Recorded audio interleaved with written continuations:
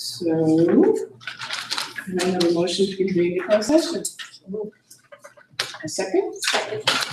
All those in favor? Aye. Those opposed? Okay, let's go to closed session.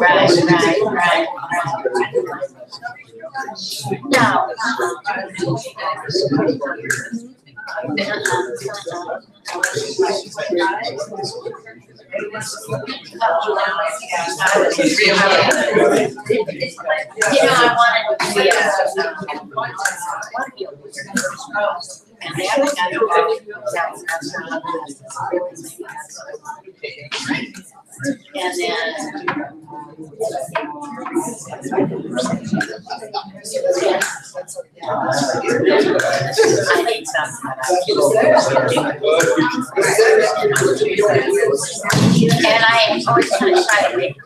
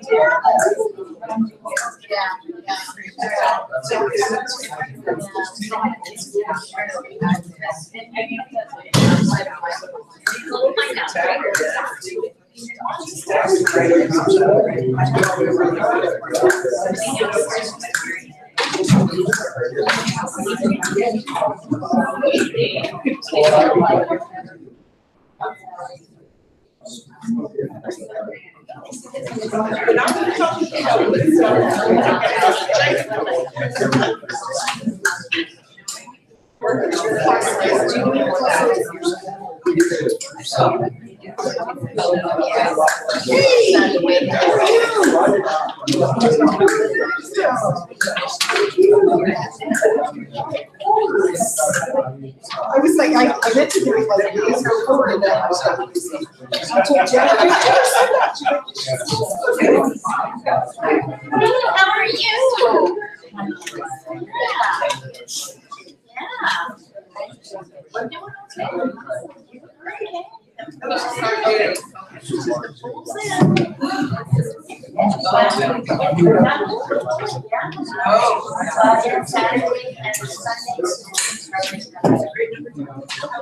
You know that one,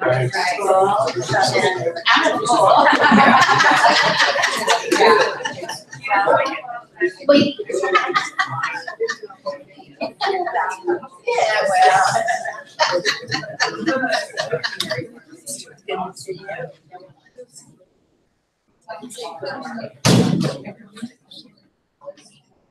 Yeah, yes, I know.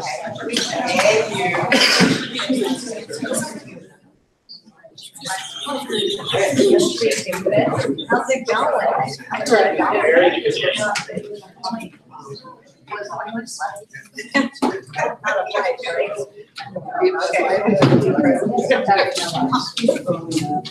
Yeah, this is an August.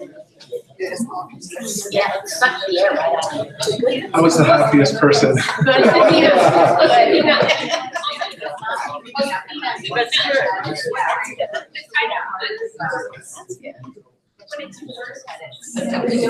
I know, the topics.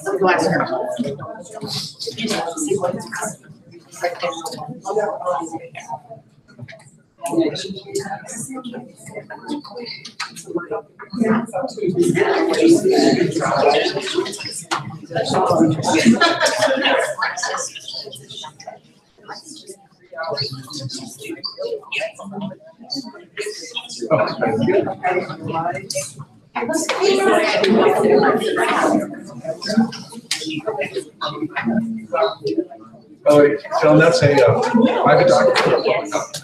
Yes. Yeah. Okay. Oh, yeah, no, I was like things about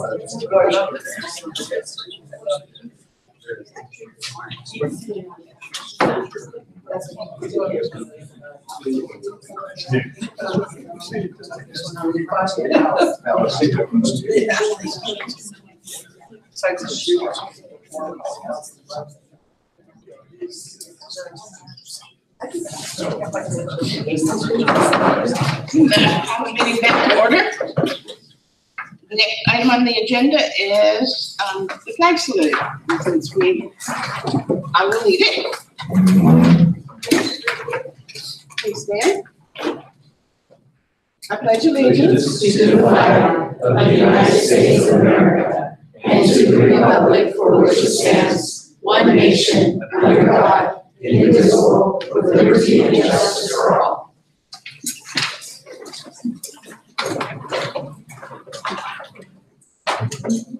We have nobody to recognize today. Say June next week, next month. There were no action taken in closed session. We have the translator in the back who can translate for those who need it. Would you say that? Hay interpretación de alguna persona que lo necesite. Thank you. And can I have a motion to approve the agenda? Second. Okay, all of those in favor? Aye. All those opposed? Okay. Now, housekeeping. The board law by 9324 is that we can record our meeting, and they are being recorded and posted on YouTube. Members of the audience are invited to address the board on any subject on tonight's agenda when the item is being addressed. Members of the audience can, during the regular board meeting, may speak to any topic not on tonight's agenda during public comment section. To help the board conduct the meeting efficiently, the board asks that you complete a speaker's card and with your name, present the card to the board, and also indicate what the topic is that you wish to address. And then you'll be called upon. Come to the podium and state your name. Individual speakers will be allowed 3 minutes to address the board, and the board may limit the total time and public comment to a total of 15 minutes. The board, with consent, may increase or decrease the amount of time for public presentation. Depending on the topic, the number of people wishing to speak, the president may poll the speakers for or against a particular issue and ask that additional persons speak only if they have something new to add.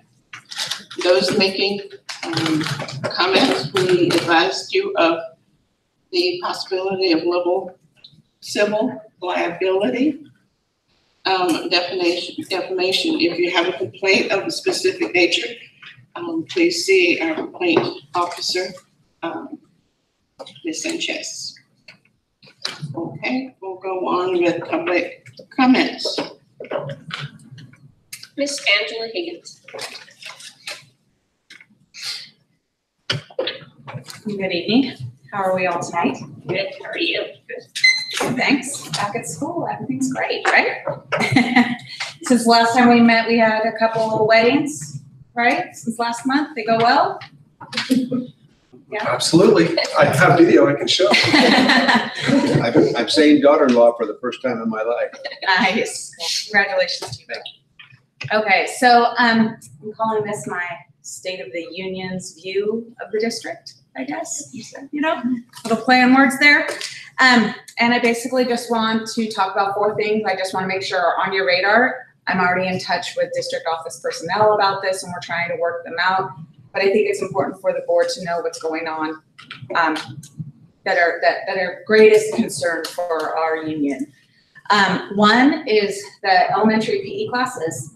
Their format was changed this year, and so that some of the classes in the elementary level have up to 100 students in one time. And they do have an instructional assistant, but that's a lot. And the justification for the changed format is that the LCAP pays for PE teachers so that teachers can meet for PLC. PLCs were occurring prior to this. A PLC means that we are collaborating. It doesn't mean, ideally it's a grade level, happens on Thursdays. It can be more than it can be fewer than the entire grade level though. We're concerned about the safety of the students with that many students out there at one time, not just a recess. Also, what message are we sending the students about PE? When they're learning at kindergarten that it's controlled jungle experience, how are they going to view it in middle school and high school when there's more expected of them? A second thing I want on your radar is the classroom budget cuts for the year. Teachers have been given about $100 for the year. That includes copies and supplies. I am in contact with Gabe about this. He said he should have it sorted out in the next couple of weeks. But teachers have been spending their own money for supplies, partly because they had to order things for the first day rather than get it from the warehouse. They weren't available. Partly because they want to save the money for the budget for copies because they don't want to get cut off. And teachers, unless they are new to their site, they're not allowed to submit receipts for reimbursement. Class size concerns for kindergarten through third, you're going to hear from some teachers tonight. Pretty sure we're over 27-1, which the memorandum of understanding allows us for. And with the teacher and sub shortage, we're worried about, being able to fill these positions. I know a lot are coming in from the Philippines and we're waiting on visas for special education, but and it's possible that Gilroy Unified takes up a lot of our subs here in the near future. I know you're aware of what's going on there. I am meeting with Ms. Sanchez tomorrow, and we're supposed to be talking about that.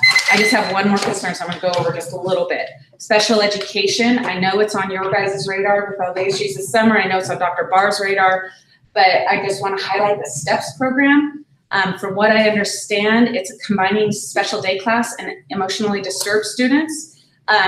And our concern is that they are two completely different sets of qualifications, needs, and accommodations. They should be taught in two very different ways.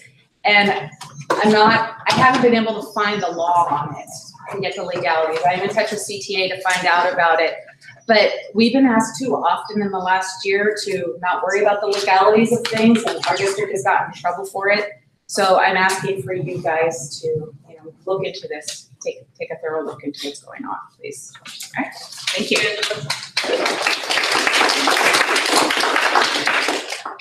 Josefina Garcia.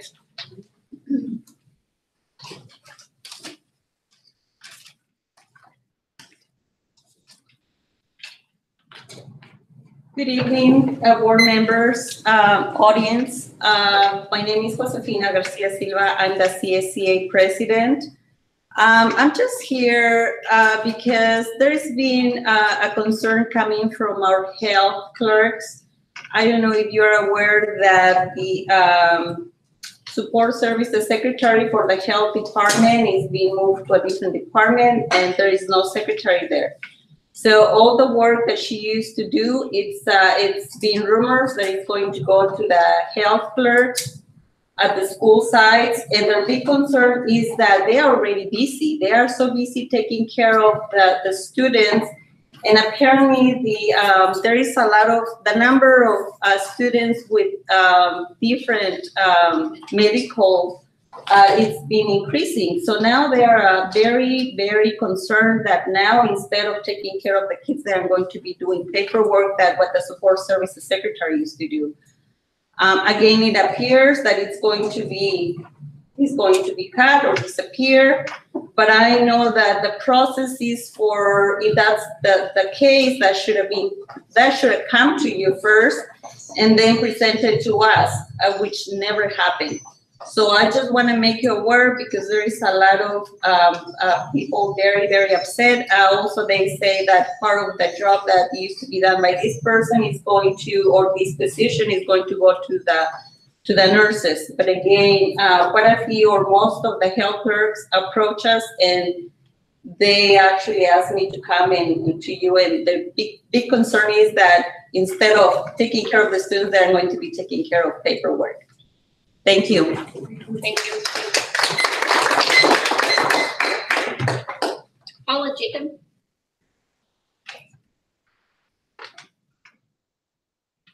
Good evening. My name is Paula Jacob. I'm a second grade teacher at Sierra Vista School. I've been teaching for about 20 years. I've had the good fortune of teaching in Evergreen School District and Southside School District for about 11 years here. So I love working in Hollister School District. I've been living here for 26 years. As I said, this is my 20th year of teaching, and I want to support the children and the families in this community.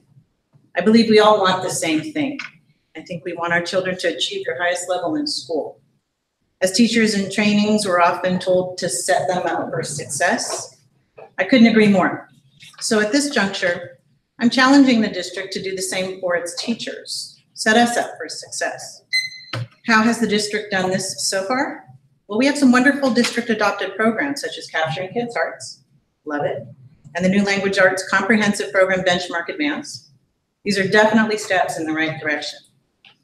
As we're asked to attend trainings in these programs, however, I can't help but notice something. In almost all of the videos that are shown to us, we see program features modeled, but the teachers in those classrooms that are featured in these videos have kids in small groups. It's a great strategy, one that we hope to adopt if we haven't already in our classrooms. The other thing that's very evident though, is in these videos, some teachers have just about 15 to 20 students in those classrooms. In these videos we're supposed to be learning from. Seeing how these wonderful programs work out so well for these teachers is a little deflating and a little intimidating to teachers of this district who have up to 32 plus students in their classrooms. Most of these teachers have no or a limited time with a teacher's aide here in our district. Last year I had 28 students. This year I have 25. What a difference those 3 students made. We can't tell you how much. What difference? Well, in general, teachers are noticing a need in students that wasn't quite there as prevalent as much as these past years. With Hollister growing at the rate that it is, we know that many of our kids have families and adults that are commuting in their house. Nothing we can do really about that, but there is a bit of a fallout from it here at school. So many students are experiencing more and more social and emotional challenges which manifest themselves in behavioral issues and challenges at school and in the classroom. The sheer number of times students come up to me and want a part of my day and a moment of my time has increased substantially in recent years. Kids deserve to be heard. They need our confidence, they need our connection, and kids need us to be present for them. This is extremely difficult to accomplish as classroom numbers go up. So with the needs of the kids in mind and hearing that there are new challenges for teachers here in Hollister School District as we grow, I remind and ask the board to set us up for success.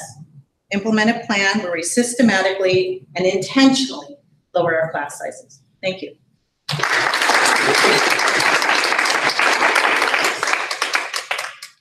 Kristen Dan. Hello, I'm Kristen. I teach second grade at Calaveras. I firmly believe that my goals as a teacher are the same goals as yours as a district, to increase student achievement. Hollister School District has increased enrollment. That means we are attracting people to our district. That's really great. But along with that comes more students comes the need for more classrooms and more teachers. Kudos to Erica Sanchez and her team for recognizing the need for a new kindergarten teacher at Calaveras on the 5th day of school. Thanks also for having the foresight to hire a second grade teacher at Sierra Vista before school began, reducing their classes from 32 to 24 students. Currently, our biggest difficulty is increasing class sizes. Mine have steadily gone up for the last 4 years. Today I have 32 students and my teaching partner has 33. There are moments daily when any one of my students wants my undivided attention. They want to talk, they want to show me a rock or a feather, or just tell me something they know. I want to be interested. I want to build that relationship and really capture their heart. I'm here asking to be a part of the solution. Can we sit down together and create a plan for lowering all class sizes in the district? Averages may work on paper, but that doesn't make a difference for the 32 kids in my classroom. I try very hard to give my students the tools they need to be successful. Please give me the tools I need. Don't set my students up for failure. I realize hiring another second grade teacher at Calaveras likely won't happen this year, but we need help. We need help this year with these students. The new language arts program should be taught alternating between whole group instruction, which is Common Core curriculum, Common Core standards, and small groups where I can target instruction to meet their needs. According to iReady, in my second grade classroom, I have 16 students at kindergarten level. I have 12 students at first grade level and only 4 students at beginning of second grade level. I must do small groups if they are to make progress, but I need an adult in my room to monitor the 26 students not in my small group. It's a lot to ask a 7-year-old to be independent. So I offer 2 solutions. In the short term, can you please provide more aid time? I need an instructional assistant there for my entire language arts block, 8:15 to 11 o'clock. In the long term, let's work together to create a plan to lower class size across the district. I've taught 23 of my 25 years here. I am invested in Hollister School District kids. In fact, I was a Hollister School District kid. I believe we're all on the same page and want what's best for our students. Let's work together to make a plan to lower class sizes. Please put students first.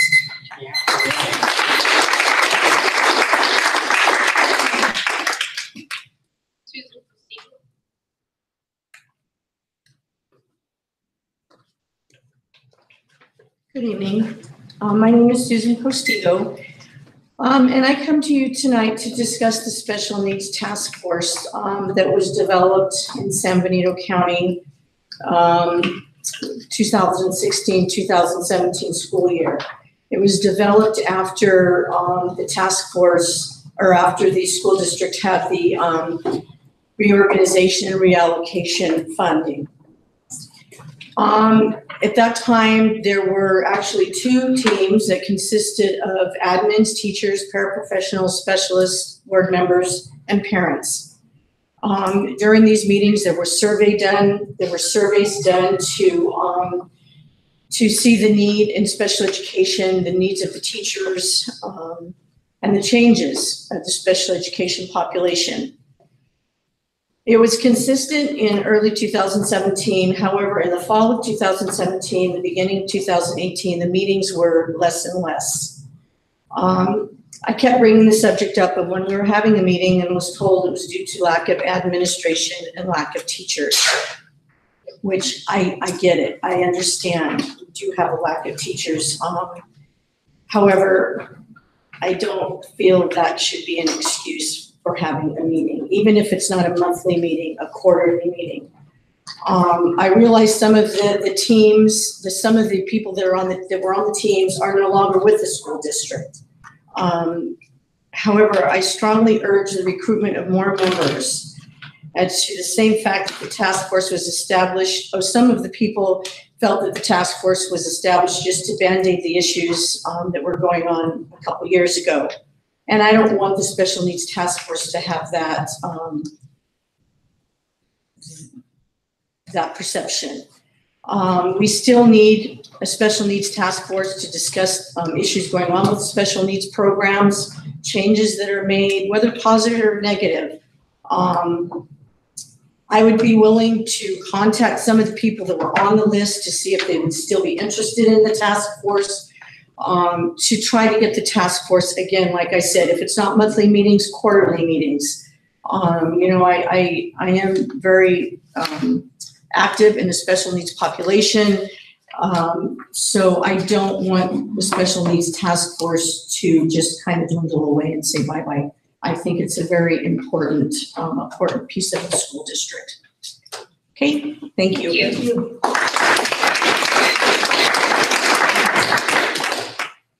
Amanda Castillo.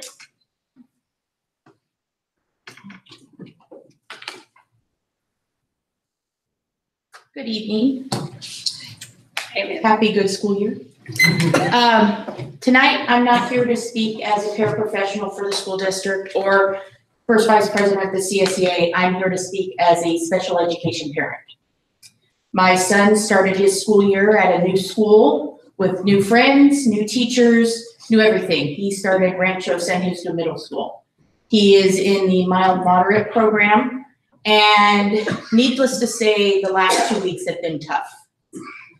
I tried to be proactive before the end of last school year. I knew these times were going to be tough. I said, we need to have something in place before he transitions to middle school, or the behaviors he's experiencing now will be happening, will be worse. And ultimately, they accumulated into me getting a call at 9:30 yesterday morning and asking for me to pick my son up from school because he was screaming and yelling in class and was disturbing the other students. Now, I know this is a flight tactic. He wants to go home. Home is fun. Home, he does not have school. He gets his electronics, he gets his phone, he gets to lay around and not have to follow rules. I told them flat out, no, I am not removing my son, because when I do remove him, then this is the behavior that he will experience every day for the end of the school year, because now he's learned that this gets sent him home, exactly where he wants to be. This proceeded to be 6 more phone calls while I'm at work trying to work with our special needs students about my son. Where was the breakdown in communication? Why wasn't Jane Bambrick called out? She's the behavioralist. Why wasn't the program specialist called? Why wasn't the program coordinator called? Why wasn't our director of special education called? Why did I have 7 phone calls before 12:30? And the excuse I was given is, I know my son best. That's great. I do know my son best. And I am more than happy to work hand in hand with the school to give him the best educational experience that he needs. But at what point do I draw the line between mom and paraeducator for the Hollister School District, especially when they're calling me on work time? What do? I advocate for my kids, whether they're my school kids or my biological children. And I am advocating for him. Where do we draw the line? Because something needs to be done. Because not only is he need to be educated, but the other kids in that class, and where was all the support that we're supposed to have for them yesterday? Thank you. Thank you.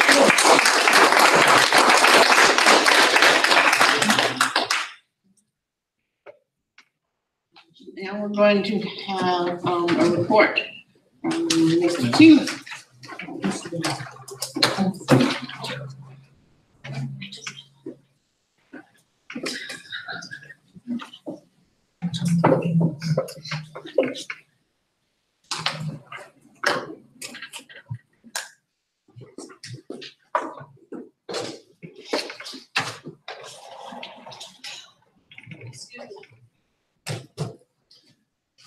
Good evening, Madam President, members of the board. John Dean, Director of Facilities.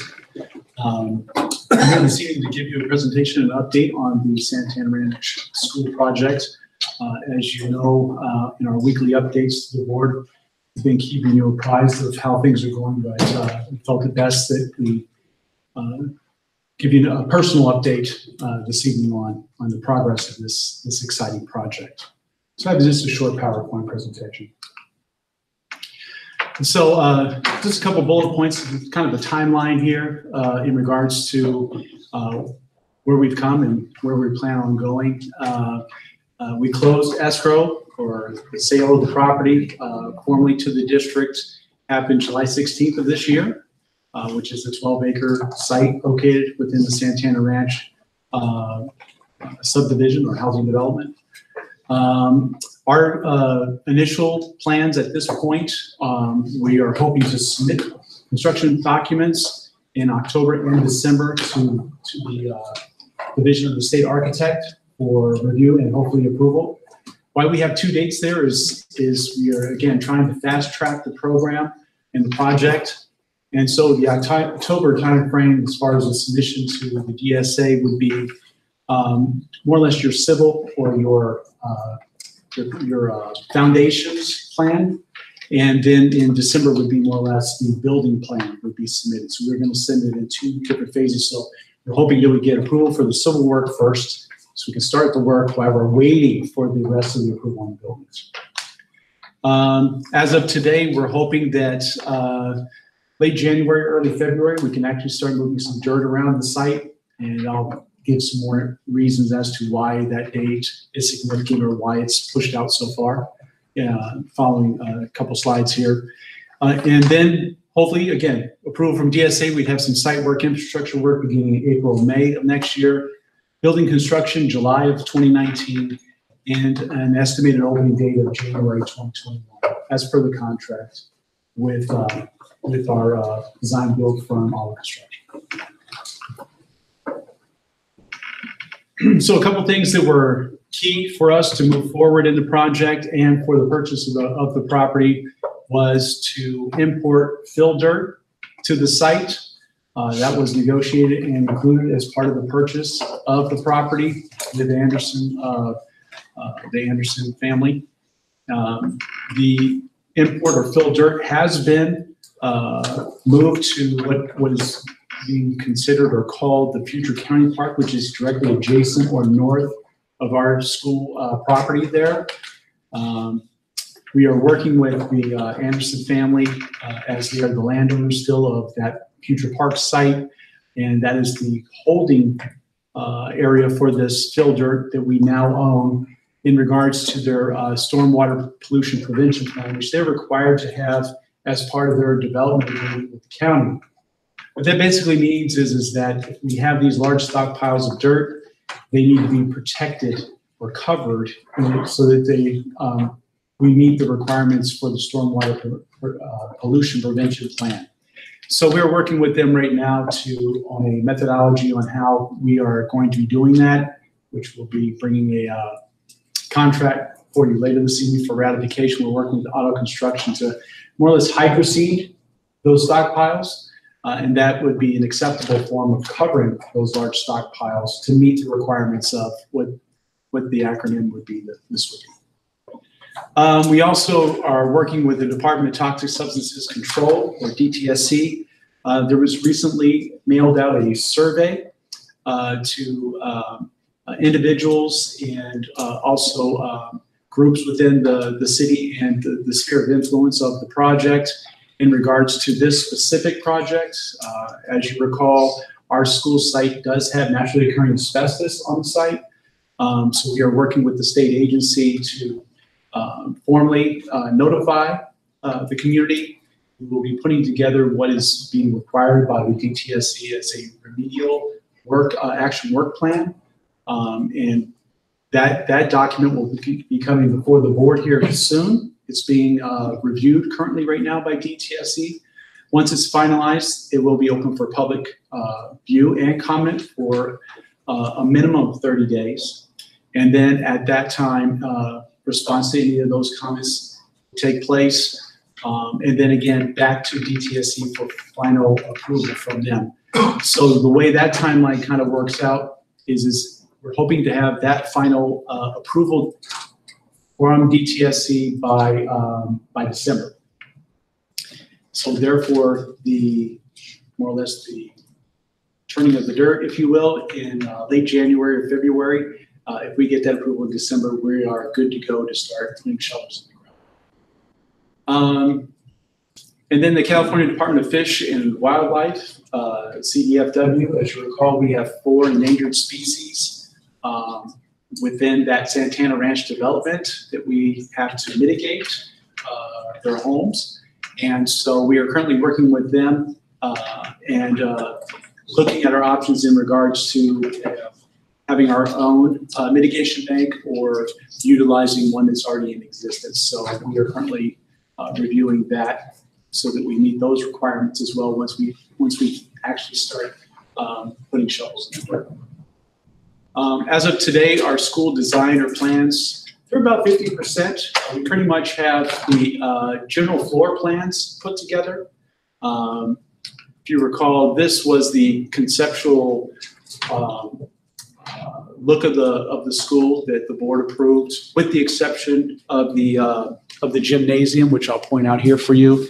So it's everything here with the exception of the gymnasium. And then in regards to our footprint of the school, again, it's a 2-story classroom building.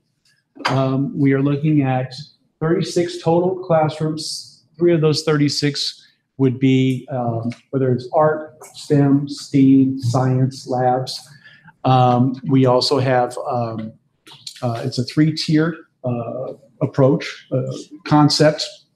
So your first tier would be more or less your buildings in your parking lot. Your second tier would be your blacktop or asphalt area. And your third tier would be the fields or grass play areas. This is Sunny Slope Road. This is Fairview. This is the current salt water treatment plant. And this would be the Cal Fire Station with the adjacent county park here. So this is where our current dirt is being stored right here. That dirt will help us with making those tiers so that we don't have a 10 to 12 foot drop going from tier. Right now, we are looking at a 5-foot drop between the tiers. With that being said, we have to have ramps to get from each level. And then the buildings will also have a total of 3 elevators in the buildings located throughout the site to accommodate for ADA requirements and compliance. So with that, I'd be happy to answer any questions that you may have. What were the endangered species? So there was the California kit fox. There was, and forgive me, I forget all of their exact names, but there was a salamander, frog, and I want to say the burrowing owl. I've never seen any of them, but I know. Well, when it comes time to actually start doing the construction, we will have to have somebody monitor that. Yeah, John, I know this may not be your exact area of expertise, but I've been hearing feedback, rumors that of what this school is going to be used for. Do we know what population will be at this school? Well, it's being designed as a transitional kindergarten through 8th grade. Okay. I've heard rumors that it's going to be the HTLA and things like that, and the Homeowners Association, they're very upset, so on and so forth. And I know one of our county supervisors has been involved in their discussions, so on and so forth. But I just wanted to get that on the record that for now, it's TK through 8. That's correct. That's the way it's. We haven't made a decision to what will be there. But The board has not made a decision on that. are we the deciding body? Yes, we are. Yes. So that We need to get decision has closer- not come Closer to the to day. our table. That is our call. The public has a right to know where, and if that's what it is, that's what it is. No decision has been made yet. Mr. Renowski, I think that's a fine point. I'm new to this, but my understanding is that this development is 1,100 homes. And we just give an average of 2 students per home. That's going to generate 2,200 students. And K8 is 9/13 of that. High school district will have to worry about the other 4/13 of 2,200 students. That concerns me in the sense of 9/13 of 2,200 students is something around 1,400 students. And that could vary depending on the price of the homes. The California Department of Education has schedules that show the higher the price of the homes, the lower the student population that will come to them. And I'm not sure what price range these houses are expected to be. But the charts I've seen from the CD range from 1.0 to 3.0 in terms of the highest priced homes and the lowest priced homes. I'm just throwing out an average. If there were two, we'd have 2,200 students. We would have 9/13 of that, somewhere around 1,400 students. And as Mr. Tolia was just pointing out, there are 33 classrooms. That's around 1,000 students. So I'm concerned that it will already be impacted, even if we just take the neighborhood. Yeah, and and I won't be here when it completes, but I would suggest that that one of the criteria would be that we try to build schools in neighborhoods so that the students don't have to be transported very far. And that's my final statement to you, is that there's going to be 1,100 homes next to this school, and it's going to generate somewhere around 1,300 or 1,400 students for you if the community is average. And I think that's better than average, but I think that it's an average city in terms of the price of the homes that will be there. I don't know, maybe I'm wrong, but I'm concerned already that a 10-acre parcel and a school that will accommodate, which I think the plan is beautiful.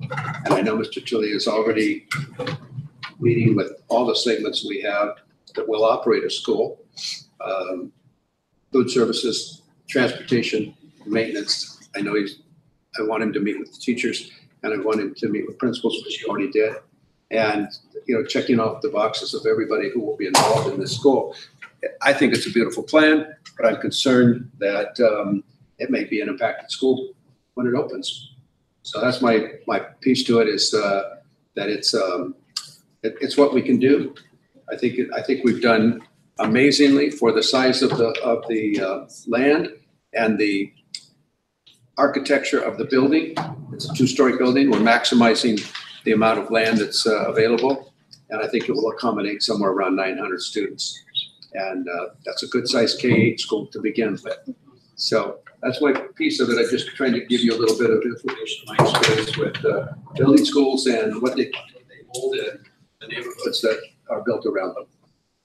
Thank you. I thought I remembered, because I was wrong, that the demographic people that did the study of the area, because I thought, like you, that would at least be 2 kids from every house. But according to that, if I remember correctly, it was actually less than 1. It was like 0.95 of a kid from every house. Then they must know something about the price of the homes.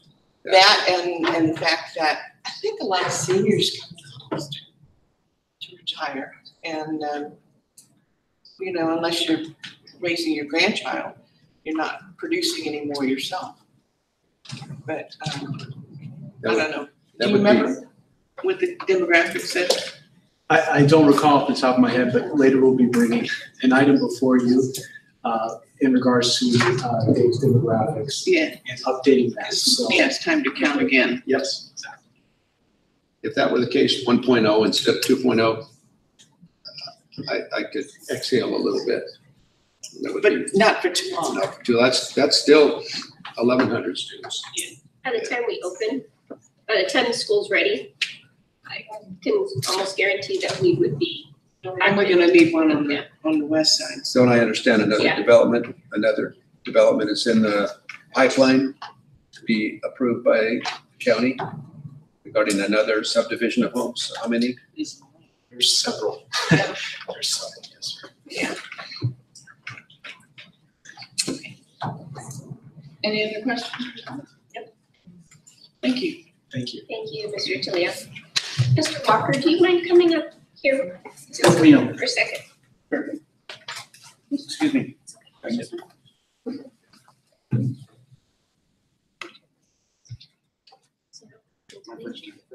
kind of figured. So we pass public comments.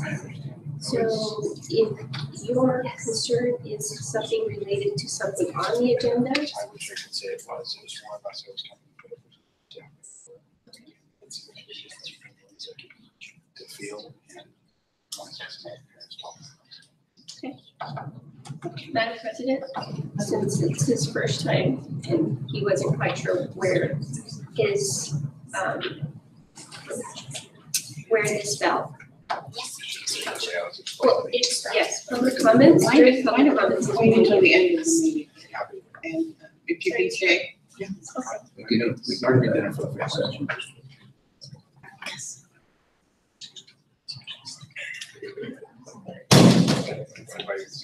So are you ready? Okay. You have 3 minutes. Okay, we're making an exception. We're gonna, Jesus, we're gonna go back to public minutes. Mr. Walker is new to, our board meetings, and he would like an opportunity to speak to the board. So we're just, out of courtesy and, Deeply appreciated. we'd like for you to. All right, so Okay. first time to a board meeting. Thank you very much for the indulgence. First off, Mr. Barr, 9/13. I'm kind of a fan of math, particularly fractions. It was difficult for me as a child. I sat, kind of blew my hair back. 9/13. You don't hear that too often. The reason I started to come, the reason I came tonight is this is the first time I've had a Tuesday off in almost 19 years. I worked the front half of a shift on an ambulance. I never really get to these things, but I had to take the day off today because my special needs son was suspended as a result of a manifestation. Could you speak up, please? Sure, Yeah. I can try and talk a little louder. My son was suspended and I had to attend the meeting. So my employer didn't really have a choice. I said, I have to do it for my son. I wanted to come and see this process because when I try to make forward progress, it's really hard. And when I talk to the people that are supposed to help me, it doesn't seem like I get anywhere. My goal this year was to actually run for your position, one of your positions. Because if I yell at the forest and the forest doesn't listen, I have to become a lumberjack and talk from the top down. I feel strongly about the special education. I didn't know what it was. I was uneducated myself. But the more I get into it, the harder I fight, and the tougher it is for me, the more motivated I am to get involved. I'd like for you guys to please take a look at all the families that are like mine. They have a hard time when they follow the process that's laid out for them. And they're continually told no, and they're continually delayed. I didn't even know what SPED meant. I can put together a person. I can bring somebody back from the dead, God willing. But I can't get my son's IEP to be followed. It's killing me. So please, understand that I'm going to be a face here, and I'm going to try and be better at this because I need to learn it from my son and the other people that are like him. Thank you. Thank you, Mr. Walker. Good job.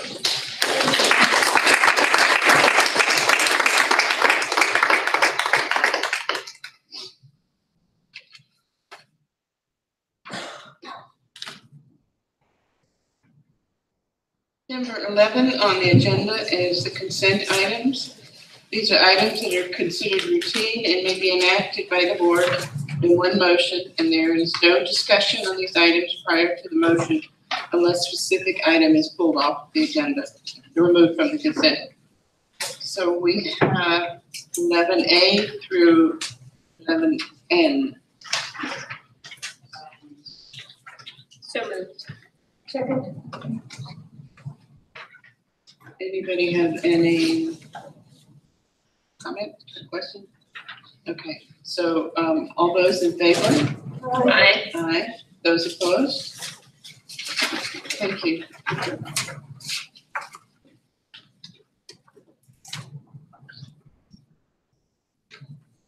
Now, going to hear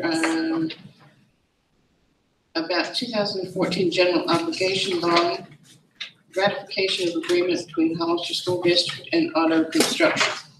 Mr. Sheila again.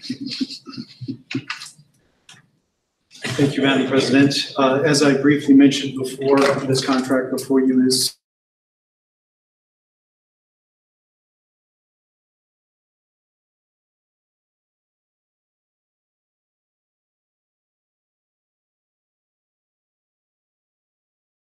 already, this item is a We're asking you to ratify the contract that we've already executed with Auto Construction to start this process. It's very important that we keep this fill dirt protected. Some of the fill dirt includes what they consider clean dirt or non-occurring asbestos dirt. And so it's very important that we not only protect it with the fencing, but also cover it so that we meet the requirements of the stormwater pollution prevention plan that is currently in place for the Santan Ranch.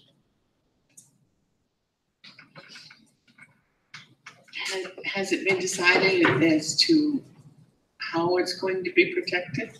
Are you going to spray seeds or are you going to cover it? Seeds. Seeds. Yes, so it will eventually be grass covering. Okay. And that will protect it in case we have enough rain this winter.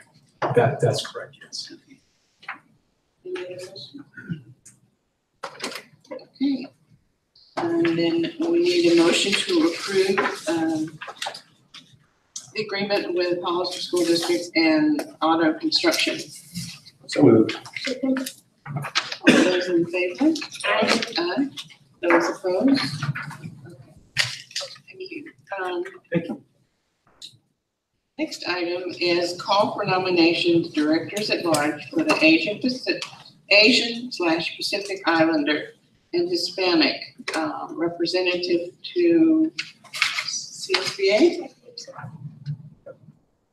And, It doesn't require you to make a plan, but it gives you the opportunity.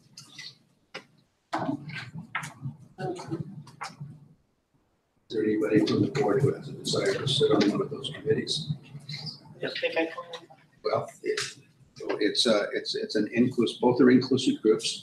They do have great representation from Asian Pacific Islanders and or Hispanic.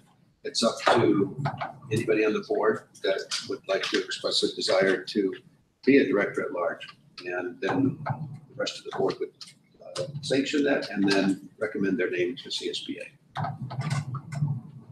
they will volunteer. Interested.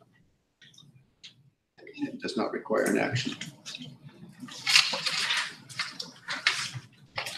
Approval of the contract with Hazard Young and Atia Associates.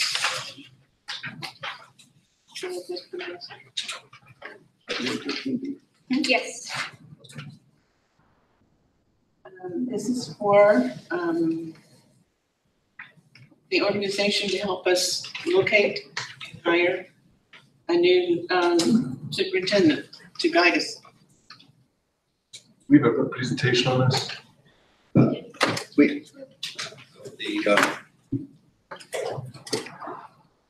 Last Tuesday evening, board held an open session meeting to interview candidates for the superintendent search, for the board to select a superintendent search firm to complete a superintendent search.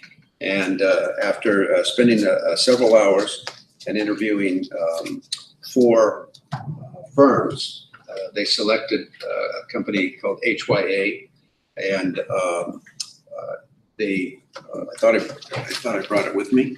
Apparently, I did. Hazard Young and Atay Associates, and the representatives from them were Dr. Diane Siri and Dr. Jackie, whose last name I can't pronounce. And they made a presentation, and the board thought that it was the best presentation and that they would do a good job. And they discussed it in open session and ultimately voted to make a recommendation to approve a contract for HYA. HYA had made several commitments to us, one of which was to price match any of the other requirements. So I want to tell you, I put on my old negotiating hat. And while they originally said that their fee would be 21,000 something, I thought that the lowest was 18.2, and I quoted them 18.2, and I later saw that the low was 18,000. So you're gonna have to take $200 out of my pay. But, because I made a mistake and quoted them 18. It's being recorded. I know. At least I fess up for mistakes. Anyway, they're willing to do it for 18,200 instead of 21,300. And they also assured me, one of the other concerns you had was that they said that they would interview subgroups of the community, members of the community and subgroups, and they talked about 4 meetings at $1,000 per meeting. And the concern was we may need more meetings than that. Well, after speaking with them, they assured me that 2 individuals come in for 4 days and do meetings all day, each of those days, setting up meetings with probably 15 to 20 subgroups and organizations. And they will discuss this at the meeting where they come to discuss planning with you. And so they said that there would not be a need for anything more than that 4,000. They would meet with probably 15 subgroups, organizations, or more. And so you didn't have to worry about it being just the 4 meetings. It's 15 to 20 meetings during those 4-day sessions with 2 people, 2 of their consultants being here, reaching out to school groups, community groups, specific organization. They'll line that all up and post them so that they're known in advance. And the last request that you made for me to discuss with HYA was that their process includes future school board trustee candidates. And they said they would be pleased to do that. They understand that you have a board election coming up in November, and that this process will be ongoing. You know, hopefully it will be reaching some, the final lap kind of thing. If in a search, we know it's going to take 3 months, September, October, November, and we only hope that it can be completed in that time, and that they would be happy to ask you what type of a process you want to include board candidates with. We wait till after November 6th, and we may know who those future board members may be. Board elections aren't certified on the night of the election. Sometimes we know, sometimes we don't. Sometimes if they're close enough, we have to wait till the election department certifies, because absentee ballots have to be called and counted. And if it's a close call, then it might take a few more days. HYA and my speaking with Dr. Diansiri were very accommodating on all 3 of those. Price matching, inclusion of the future board members, and the 4 days with 2 individuals meeting with a lot of subgroups, and they think probably 15 to 20 meetings with different people, individuals, groups. So I wanted to let you know that they were totally in agreement of checking off the boxes and the price that I gave them, even though it was incorrect. And so it's at this time that I would recommend that you approve the contract for them. They were your number 1 choice. They're willing and eager to get started. The 2 that made the presentation even turned down another request that next day for another district up in Mill Valley. So they were hoping that you would say yes to them, and they were very pleased to hear that you had said yes to them.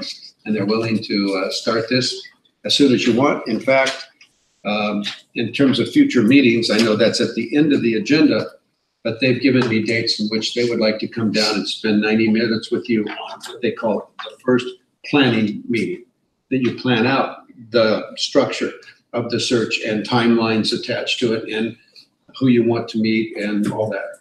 So I've got dates to speak with you about it, at the point of future meetings. I've got dates available for them to come in. So I want you to know they're ready to go. Dr. Siri called me today and apologized for not being here tonight. She is grateful that you have chosen their firm and are ready to begin as soon as you want to start the planning date. So my recommendation is that there's the approval for the contract for HYA, Hazard Young and Attai Associates. So that we can discuss it, I'll make a motion Discuss it after the motion and second. Is there a second? Second. Now the discussion. Okay, now, So here's my Question? problem. In my board package, which I get printed for me here, there's no contract. There's the proposal.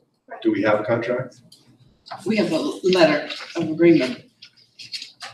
Gabe, can you weigh in for us, Gabe, and to ask, tell it if the letter of agreement? Well, it wasn't there, because that was separate to the actual board packet on the top of the board packet. Should have got a second set. Instead, it was inside the folder. It's inside the what? It was inside your folder, it was on top of that board packet. So I got a envelope, the folder. I'm sorry, envelope. And it should have been the actual agenda, and then behind the agenda was the contract. There you go. We asked them to rush it. They produced the contract the next day so that we can make the board agenda. So Do we have a contract or just a letter of agreement? it's a contract. Because I didn't get that either. Yeah. This is- There's another piece of this. I go for the meat, not the skin. Okay.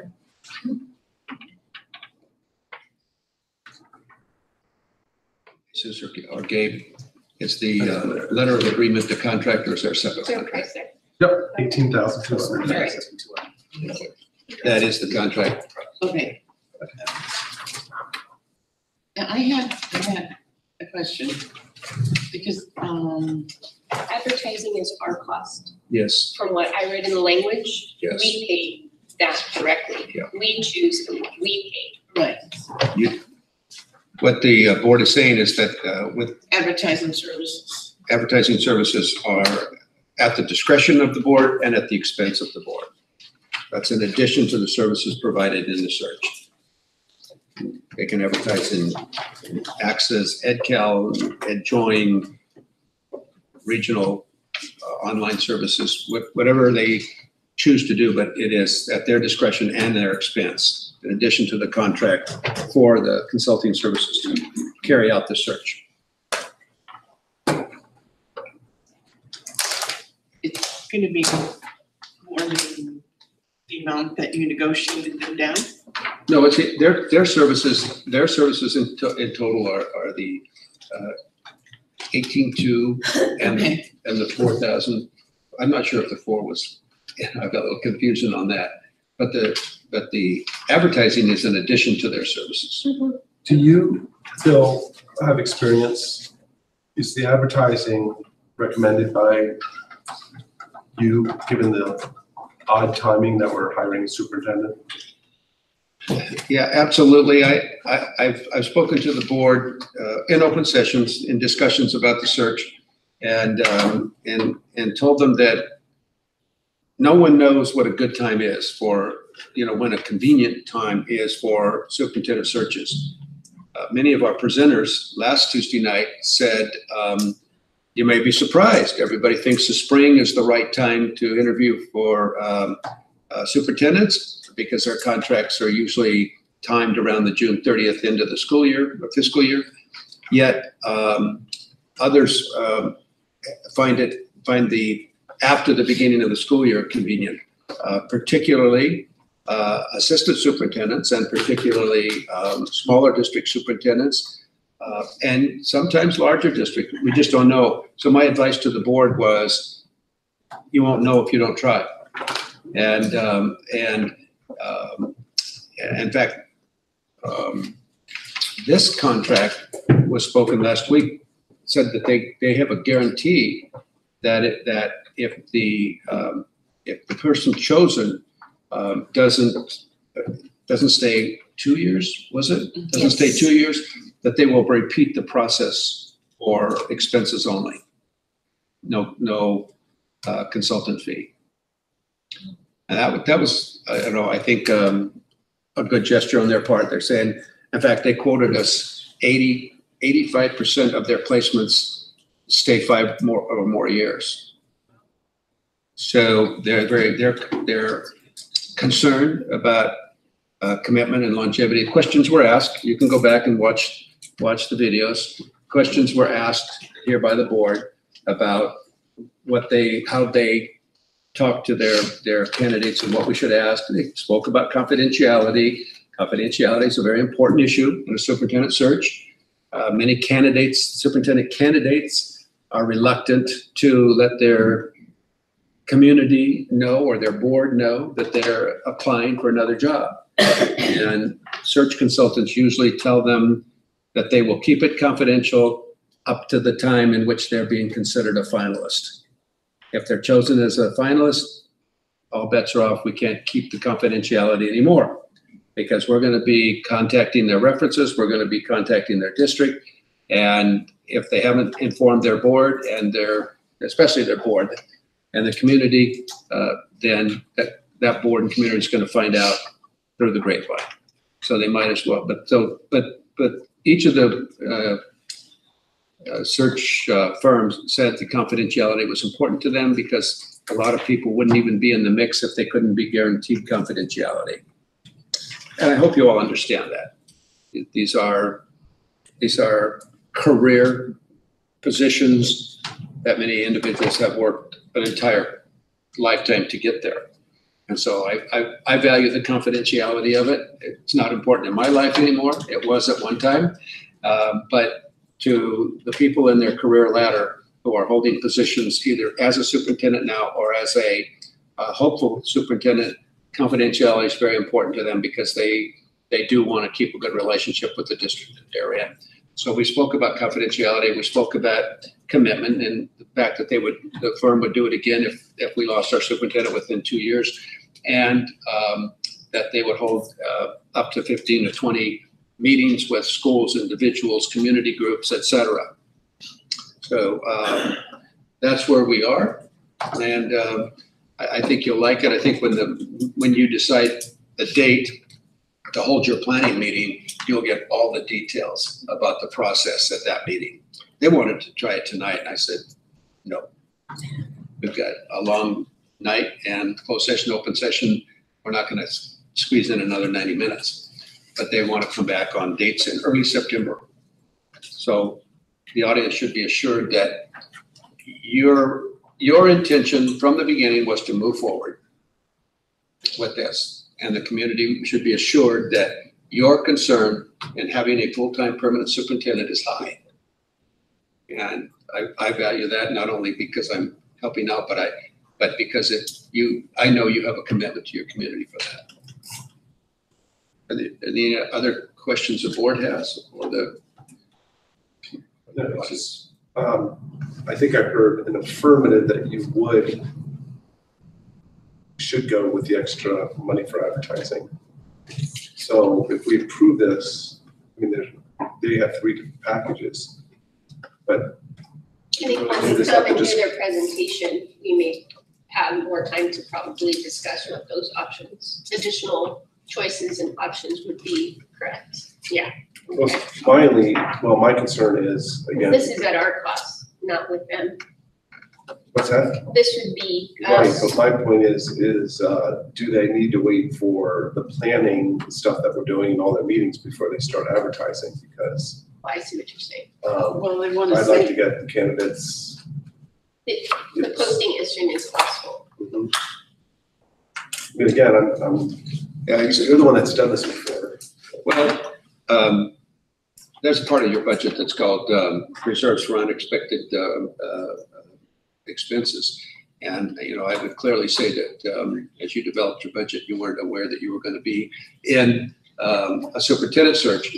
You cannot not spend the money on advertising.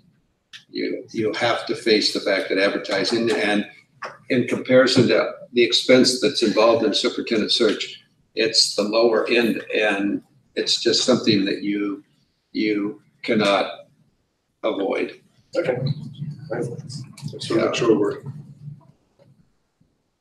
clear.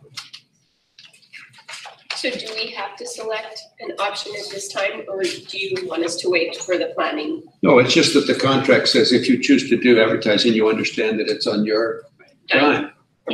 Yeah, and just for the audience's sake, their proposal had 3 pages of districts in which they've conducted their superintendents. So this superintendent search firm is not a newbie at this. They've done, this looks like a list of 50 to 100 districts that they. In California. In California, just in California, yeah.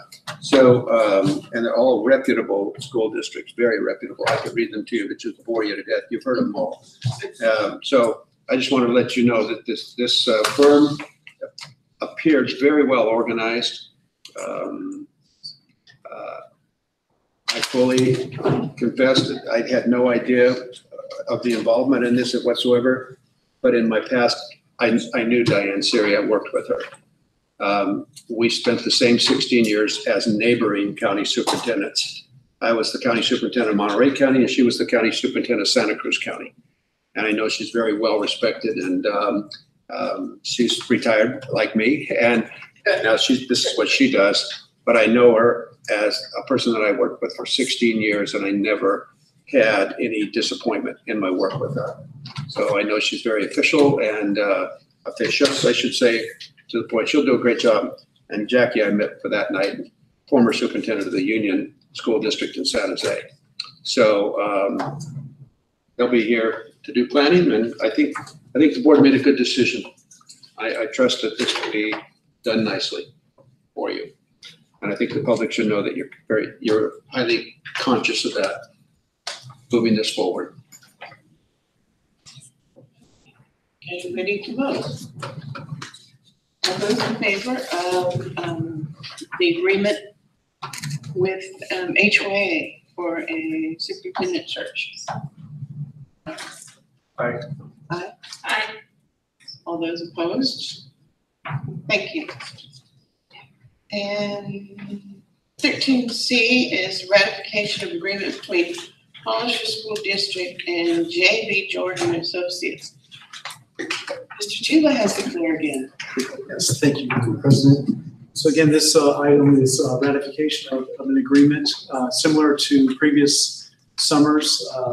Facilities Maintenance Department puts together a list of projects district-wide and replacement of flooring or carpeting throughout the various schools is one of the projects that we were able to handle this past summer. So this is just ratifying the contract for the work that's already been done. At several of the schools. So I ask that you consider approving this ratification. So moved. Second. Any questions? All those in favor? Aye. Those opposed? Thank you. And the next item is request for increased project site for proposed new Santa Clara County Office of Education Head Start facility at Calaveras Park. And Mr. Taylor is going to talk about that. Yes, thank you. I put together just a brief presentation for you here in regards to this board item. As you may or may not recall, the board approved a contract with the Santa Clara County Office of Education, their Head Start program, back in January of 2017 for the development of a new Head Start facility to be located, which was the former farmhouse that was located on Buena Vista Avenue, adjacent to Calaveras Park, but on school property. As you recall, that house has since been razed or demoed, and the SCCOE has been moving forward with their plans to DSA to get approval for that building. We were approached by them, I'd say probably 3-4 weeks ago in regards to asking if we would consider increasing the size of the footprint that the board has already approved for their development. And so this evening I'm here to ask the board for their consideration of that request on behalf of the Santa Clara County Office of Education. This picture's a little difficult to read, I'm sorry. But basically, the building would be in the footprint of where the former house was, utilizing the existing parking lot that's currently there for the park. And then if you recall, there was some green space or play area that already impacted or took a portion of the Calaveras Park in the original board-approved site. But that wasn't ours, right? The little play area, Well, this is all our property. the house.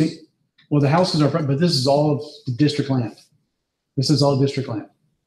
So they proposed to put a play area adjacent to their new building, which would encroach into the existing Calaveras Park, which the board approved, which was more or less this white area. They're asking now the board to consider adding this green space, which is a little less than 2,000 square feet to their project. They want to increase the size of the actual development center from 2 classrooms, which is currently designed, to 3. And so with the third, they need that extra room to accommodate the number of students that they could possibly house at this site. So what we did is we have more or less the area here that would identify the additional space or encroached space into the park. And we physically went to the site as well, so you could kind of see how much further they would want to come out. This is greater than the 2,000 square feet, but it gives you a general idea of how it would take away from some of the park. Yeah. Still leaves the entrance or opening into the park.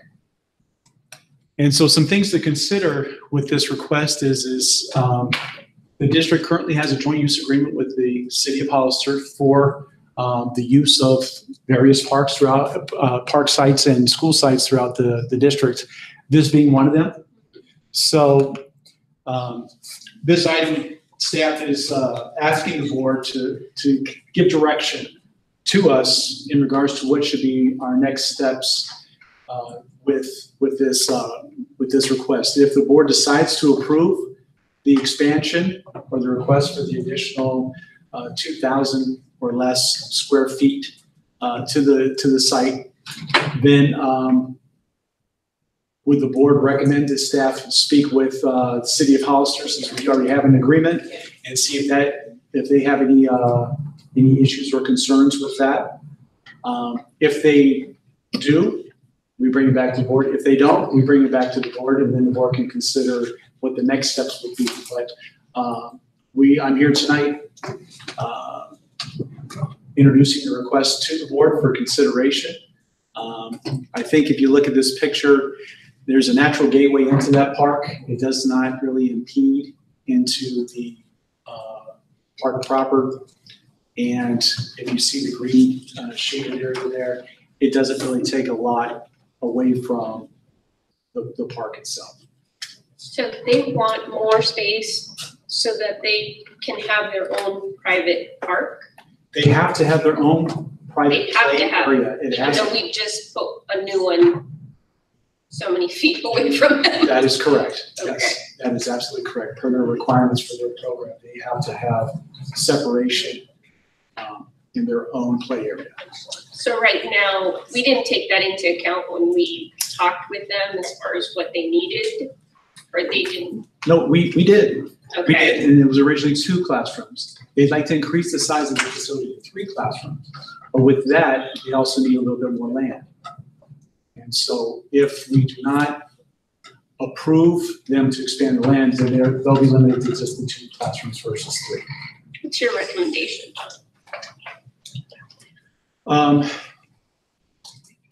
I personally don't think it takes a lot away from the park. I went out there myself. I looked at how it would take, if it was going to hide the park itself from Buena Vista or make it so that it wasn't very inviting, I would probably not recommend approving it. But I think it's so minimal, the additional space that they want, that I don't think it's going to impact the park at all. So my recommendation would be to at least consider it and have staff talk with the city. Maybe the city has a different view or a different opinion. Again, we own the property, but we are in agreement with the city for the shared use of the park. Right. So as being good partners, we want to make sure that they're comfortable with this as well. Does it restrict the community's use of the area, outside of school time? Well, it will be fenced in. So their development will be fenced in, so it will be secure during the school hours. So it really does take away from the park. The green area that's shaded there, that's how much it takes away from the park. Yeah. So this is that sidewalk leading in, and this is the sign right here. So to give you an idea, this is the sign, and there's the sidewalk. Okay? So this is the sign, and this is the sidewalk here leading in. So it still has a very open feel, inviting feel to the park. Like I said, if it encroached more and you more or less just had a pathway leading in and not really got to see the park, I would probably have some concerns about that. The only thing too, though, John, is with parks and making sure that visibility,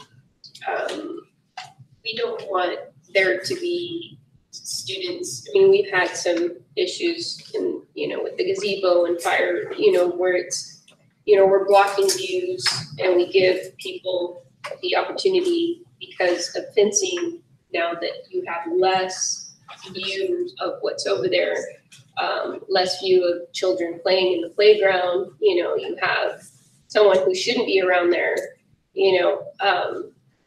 the more visible with any little kids, the more visibility, the less likelihood that somebody's gonna want to do anything to these kids. And that was the intent of, when the park first was built, we used to use it, as Calaveras, that was our playground. And we take the kids out there to play because we didn't have one at the school. So I get the whole working together, but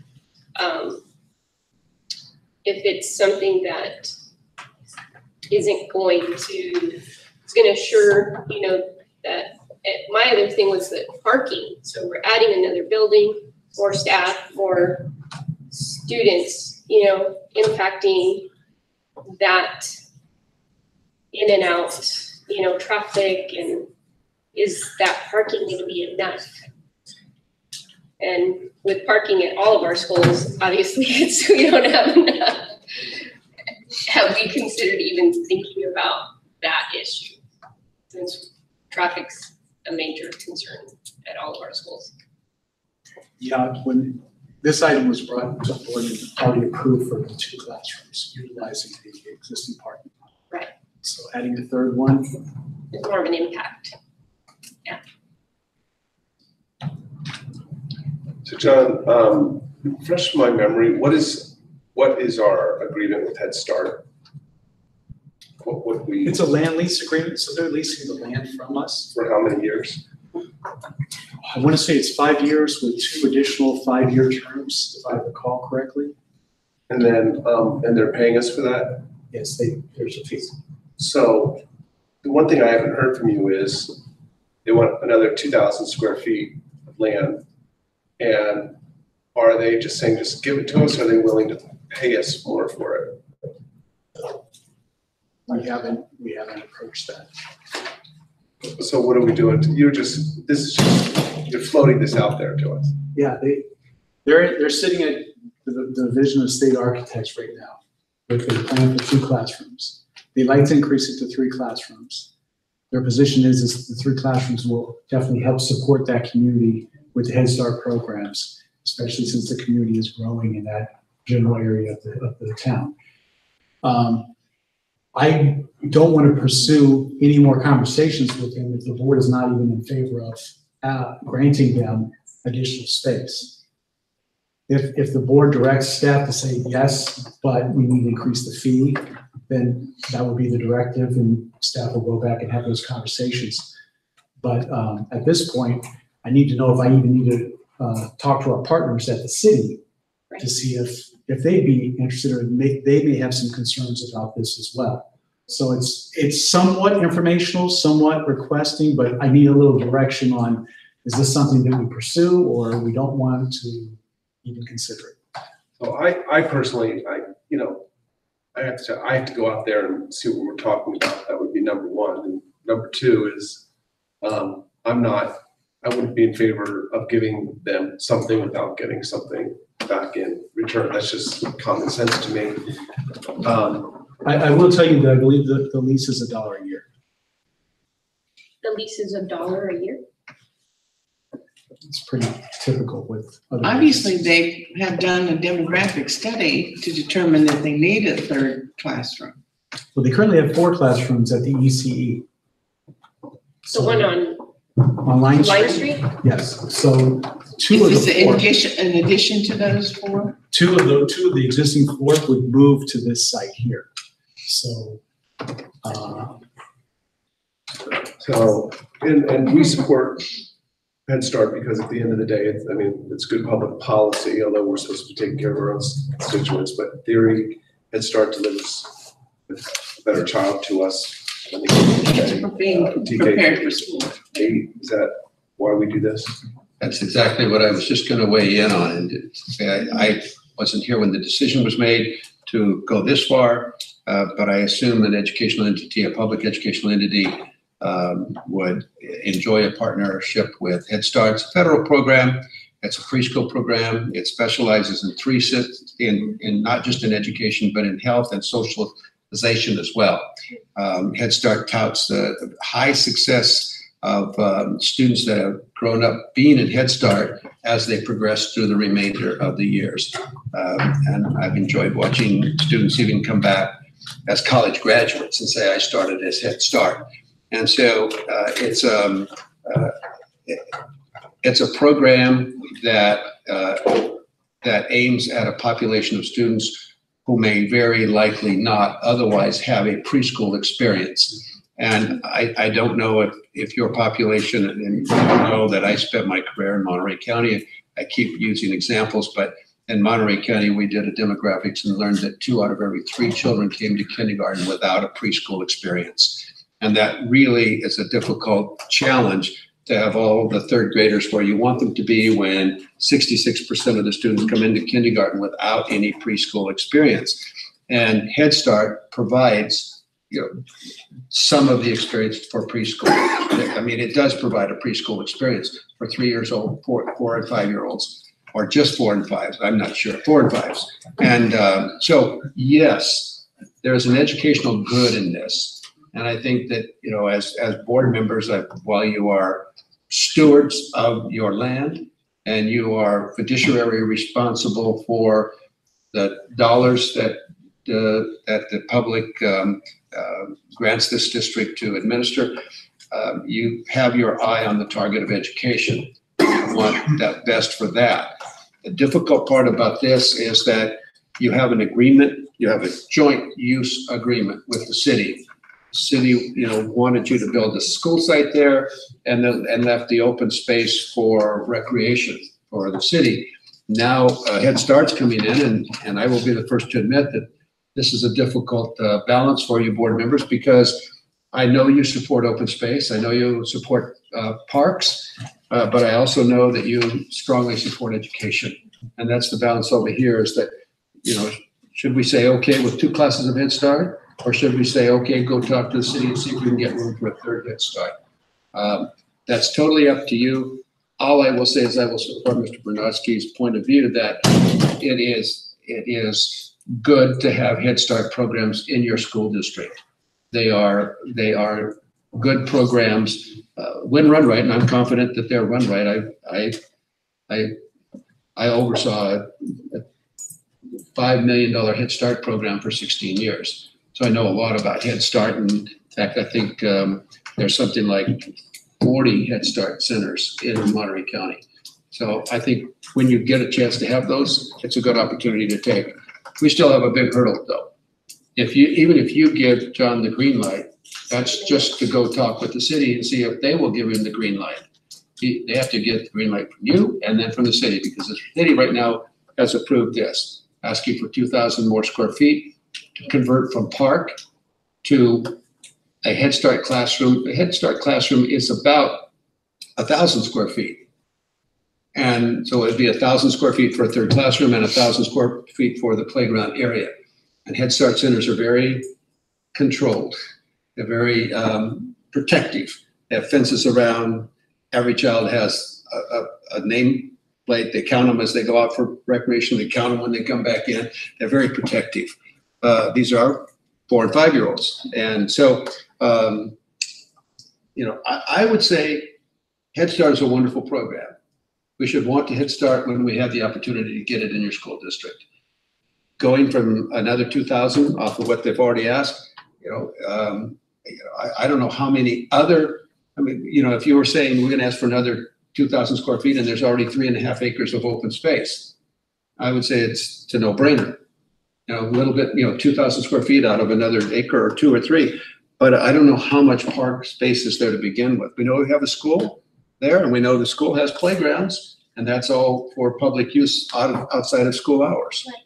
But 2,000 square feet is not very much in the sense of taking that away from park area, even though that's not our objective is ever to take away park area. But this, I think, would be offset. Very important. So it's not like that we're just going to put parking on there or something. We're going to provide a Head Start. Well, my concern, Dr. Barr, is again, when we do have schools running at the same time, and parking is always a concern. So we're going to be causing more of that, to happen. When we agreed to 2 classrooms, now we're going to add an additional classroom, which means additional parents, additional students, and the traffic is going to increase. So if we're not really thinking ahead and us purposely congesting an already congested area, we're really not thinking smartly either. Yes, and Ms. Martinez, I know the Head Start likes to cluster their classes, so they can have 1 center director and then 3 teachers and 3 assistants, rather than 1 class here and 1 class there. However, we could offer Head Start a location at another site. They're always willing to bring in a building. If you're willing to give them space, they're willing to put a couple of buildings on there. I don't know, it might even result in, if you showed cooperation with the Head Start department on the Santa Clara County Office of Education, you might say, we don't want to go any further than this, but we'd like to offer you space over here for 2 classrooms. And so they might end up with 2 classrooms. I'm just throwing out options here. Well, in this case, they paid for the demolition, didn't they?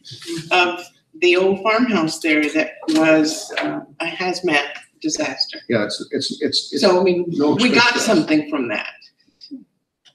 What's our cost moving forward? They're gonna prep the land, they're gonna do the fencing, they're gonna do the playground, they're putting in everything. Operations, utilities, everything is all inclusive to them. We are just the landlord or the leaseholder of the property. They have even incorporated our district standards into the not only the look of their building, but the color scheme. So it also ties in with Calaveras School, which is right across the driveway. We have already given input on what type of exterior fencing, so it matches ours. So this is basically, they're asking to move the chain link fence out about another 10 feet and then down another 200 feet. How many? About 200 feet. 200 in the back? So it just comes out. They've already got this approved. All of this is already approved. They just want this little piece of grass. Okay. So they just want the chain link fence, instead of hugging the back of this section, they just want it to come out, kind of square it off. So they have this more play area in general. Got it. Because right now they don't really have any grass or Right. turf. So it gives them a little bit more place. Where's parking? Parking is currently here. There's a small parking lot here. They'll be redoing the parking lot as well, and they'll be also upgrading the existing 88 parking spaces to make them compliant. Yeah, because they're not right now. They're not compliant, and they don't even have a regulatory ramp Right. to meet the requirements. So there will be a lot more improvements done to that general area, which will benefit not only the site, park, but the neighborhood as a whole. But as far as parking and not traffic, how do you feel that will impact if we say, go ahead with the 3 buildings. So, If the city so it goes really, for it really too. depends on, start and end times. As any type of childcare provider, somebody has to sign the child in and out, so that means they do have to get out of the Right. vehicle. Currently today, there is on-street parking. So again, it really depends on when the child's being dropped off or picked up. If you want to compare it to the current situation at the ECE, we have 10 classrooms there, a combination of special ed, migrants, First 5, and this organization, Head They're all Start. little guys, pretty much, right? Exactly, but they're all lined up. Right. They share one parking lot, and they seem to make it work. So there's no telling what it could be, but I think it's really coordinating with them on their start and end times and with the school's start and end times. I think that would definitely help the situation. I know like when you have certain events at the schools, when you're visiting and where they're having different events, because right now we have AAA Calaveras at one site, and any given day when you're having an event, parking is insane. So just to think, for the little guys too, parents have to fight to get in to pick up their child and have to park across the street, impact the farmer, on the other side, and see parking in his orchard. I just wanted to be, that we're thinking about everything. Let me help you frame this to help you make your decision. If you vote affirmatively tonight to support the request of John to meet with and work with the city, it might happen. There's a chance that they will say, the school board wants it, therefore, let's go ahead with it. If you don't support it tonight, it's dead on arrival. The city is not going to say, oh, let's overrule the school board and say, let's go further with an educational program. They're going to take your lead. So there's 2 possibilities here. If you say yes, we might get a yes from the city. If you say no, I guarantee you're going to get a no from the city. So those are your choices. There's a maybe with a yes, and there's a no with a no. Hey, it sounds like whatever they call it, starting a choice ID. To me, this is a big deal. I would love to hear from the principal of Calaveras what he thinks from the podium. We're loud enough so we can hear. I can do that. Sure. I'm not adverse to Head Start. To me, this is a big deal. We're giving turf. So, Jerk it out. You don't so I think the Head Start, like Dr. Bart pointed out, is so important for the kids, right? We're in education. So on that side of town, we could definitely use a Head Start program. Yes, it's going to impact traffic for sure. We already have a traffic problem over there, and I think that we're growing. And so it's going to need to be looked at no matter what you do if we don't do anything. I think that this is a great opportunity, and I love the way that you framed it. If we say no tonight, it's done. If we say, let's go look at it, give John permission, then we can go look at it, we can see, and we can start looking at other things. Our city is growing, as you know, and so we can't just say no to everything. Yes, we want to plan smartly, but I think just saying no to this is not a good idea. We need to look at it, and maybe we'll be able to find some solutions to that school over there. Where the traffic is not going to get any better over there. We're growing. Every time I drive by, I'm like, wow, there's another set of houses coming in and another set of houses. So we're going to have to do something about it as a city. It's a good Head Start program though for our kids over there. It sounds fantastic, and our families we really could use that. That's what I wanted to hear. Dr. Barr, I respect your opinion, but as the guy who's might be impacted by it. Oh, we're going to be impacted by it. And then we'll probably get some complaints. Can I just say, it might be the same families that are already there, so it might not be. That's the other part. Traffic is already. We're serving our community right there, how nice of them to walk. And that little piece of land, it's kind of interesting. I was driving with my children on the way to work and I said, wow, look at that little spot right there. What a strange little spot. It's a little cutout. There's a very strange little square there. And I go, I wonder what they're gonna do with that. It's just sitting there empty. And then I saw John that day and John was talking, hey, there's a possibility of Head Start. And I'm like, that sounds amazing. It's right there. It's right there. They can walk there. And we have a lot of walkers. They can walk there, drop their kids off and then go see their kinder. So I think it's a great spot for it right next to our school. It's gonna impact traffic, but what is it? We're not gonna stop that anyhow. So I'll keep saying the same thing over and over again. It's a great idea. I mean, it's great for our community, so. Well, in presenting the answer back to Santa Clara, you can make a contingency that they have a conversation with the schools and to offset arrival times, pickup times,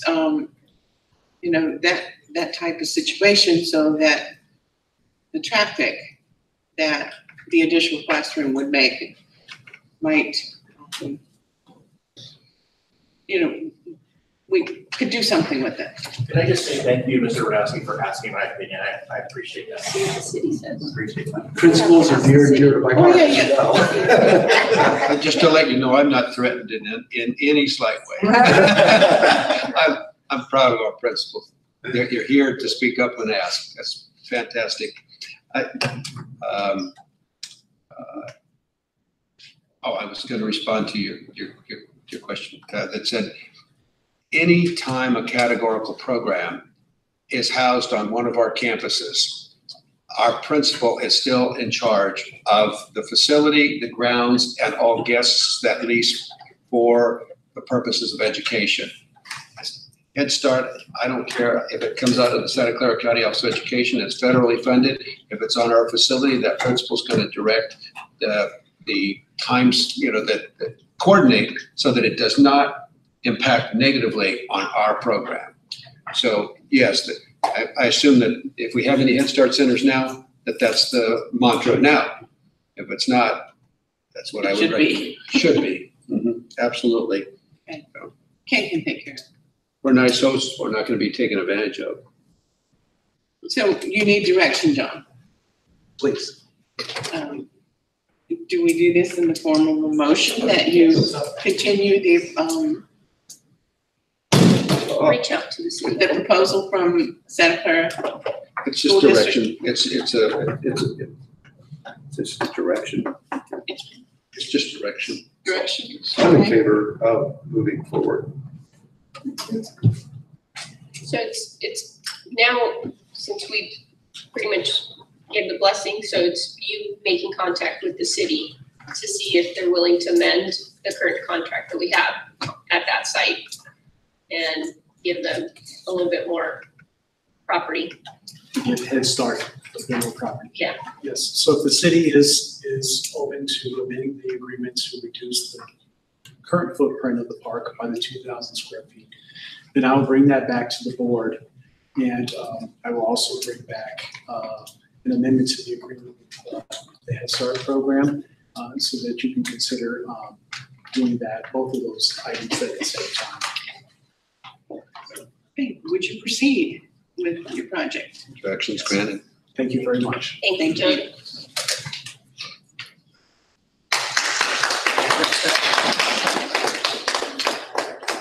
Okay, now we're going to talk about the agreement between Hollister School District and Davis Demographics. Yes, so as I mentioned earlier, and actually President Moore mentioned it as well, the demographer, this contract is to bring back Davis Demographics, who's worked with us in previous years on forecasting our future enrollment based off of developments that are either currently approved by the city or in the pipeline, city and county, I should say, or in the pipeline, so that, again, we have a general idea of what type of enrollment impacts we may see moving forward. So it helps us plan and prepare for that growth. This contract would also include their assistance in helping us looking at boundaries, school boundaries themselves. We should probably start at least thinking about that with the addition of our new Santana Ranch School. And again, I just refer to it as the Santana Ranch School right now for geographic purposes, not for naming rights. But we should be having those conversations so that we have a better understanding of where the students may actually their home schools would be identified as possible in the future, as well as working with the city and county on their transportation plans and ensuring that we promote pedestrian safety. So it's going to be a very well thought out type of program in regards to the school boundaries to see what really makes sense from a not only a student's point of view, parent point of view, operational point of view, but also for a safety point of view as well. So, and again, it may help reduce some of these cars that are driving in the morning as well with new boundaries. So that's part of this contract as well, as they'll help us kind of start with that framework and start beginning to have those conversations. When was the last time we used them? It was 2 years ago.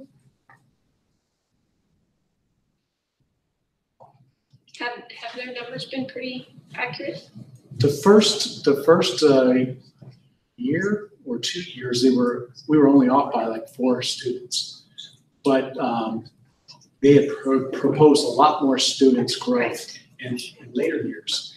And again, some of these developments aren't happening as fast as they're on the books, but they're not being built as fast as maybe the projection would be. So, and we're also having a lot of commuters take their students out of the district. So those factors, we have more data and more information today than obviously we did then. And so we're hoping to provide them that information so again, they can make their predictions as tight as possible. I would strongly recommend this because you have a very comprehensive city that is growing in many ways. And here we're talking about school size developments, where school, Head Start centers. It's all about this community and its growth and its impact on the school districts. And every couple of years to have a couple of experts come in and do a demographic forecast for you, I think is money well spent, because otherwise we're at the mercy of guessing. And they put a lot of science into this. As you can tell, they were spot on in a couple of years. And the reason they were slightly off is probably due to the recession and things not happening as fast as the developers wanted them to happen, and holding back because of the economy. But anyway, I think it's healthy to have this information. We can make far better decisions about the size of schools and where the schools, the student populations at the schools, if we have some of this demographic information. Is there a motion to approve the agreement with Hollister School District and Davis demographics? Is there a second? Second. All those in favor? Aye. Aye. Those opposed? Okay. Thank you, Mr. Taylor. Thank you. All right, the next item on the agenda is the board member report. Rob, do you have anything? Well, as I said, I've received feedback via email communications regarding Santana Ranch and concerns the neighborhood has. Of course, I've received a lot of phone calls from all parents, other school officials from other districts, and other educators about concerns about special ed. So that's my big report. I have nothing to report. I have nothing to report. Well, I know Les went to welcome back breakfast, and I was, as I said, surprised at the number of people there. And the number of people working for the district has increased significantly.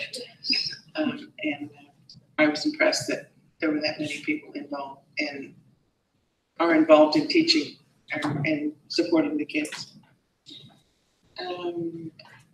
Future agenda items. May I add just a little bit to your report? I know you don't have a superintendent's report on here, we can talk about that later, but I did want to mention that while you were talking about the opening professional development days, I also wanted to commend everyone in this room who had anything to do with the first week of school and now the second week, notwithstanding the issues that, the respectful issues that have been brought forth tonight.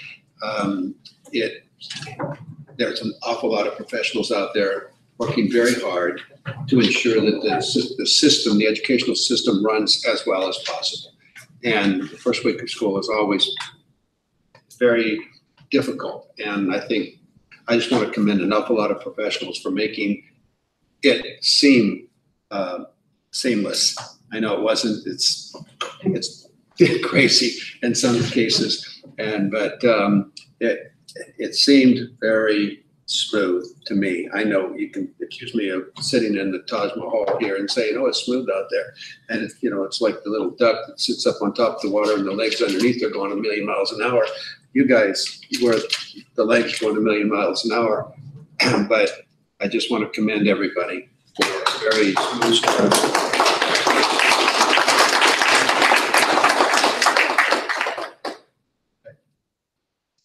And the rest can wait.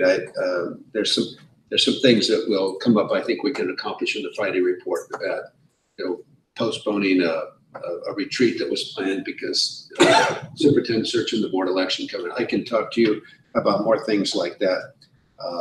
I also want to talk to you about planning a board candidate information night.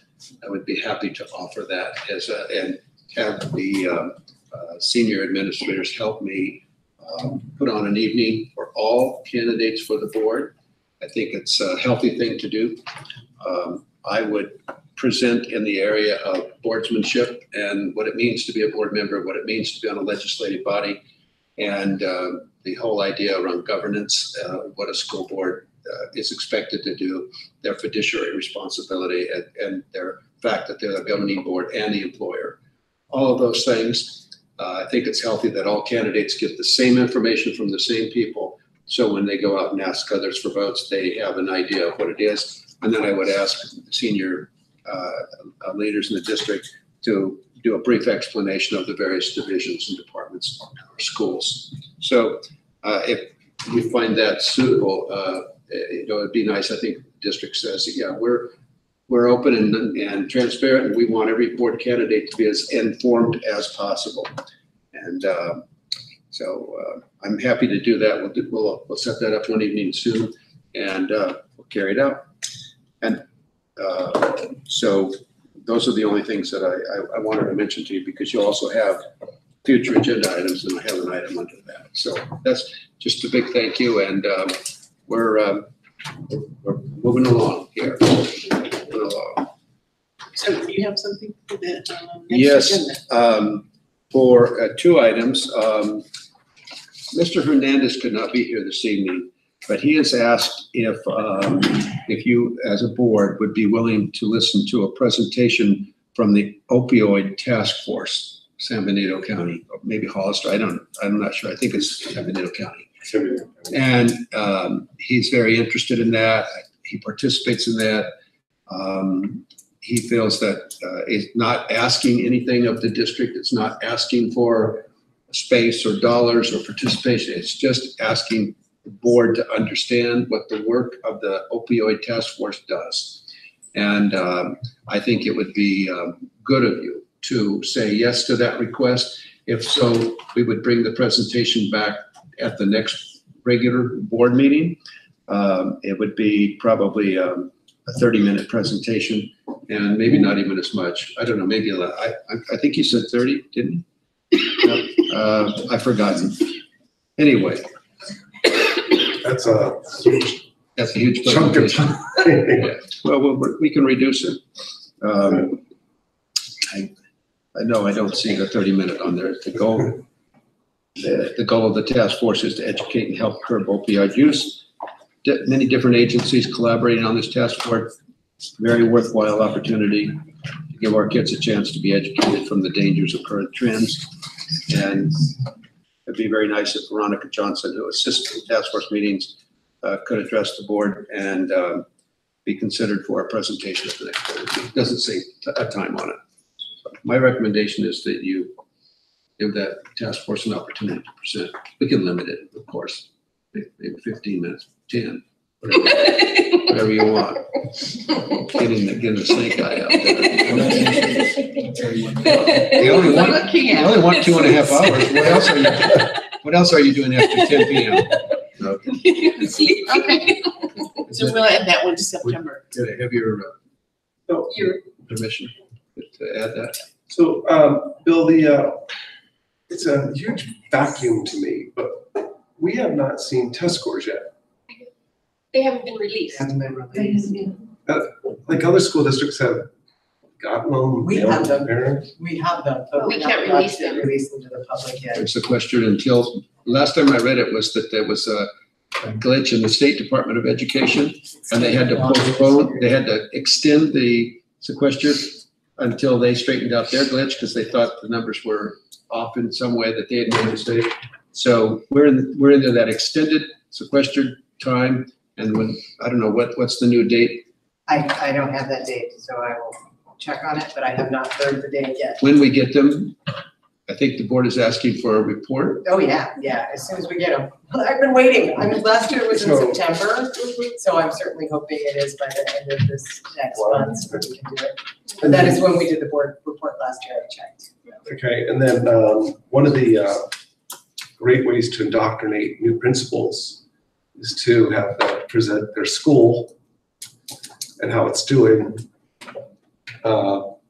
Look, these principals, they've done it before, they're used to it. No, Bill, last year, we had each school present to us, I think it was 3 per board meeting or 2. You know, all the parameters of their school. I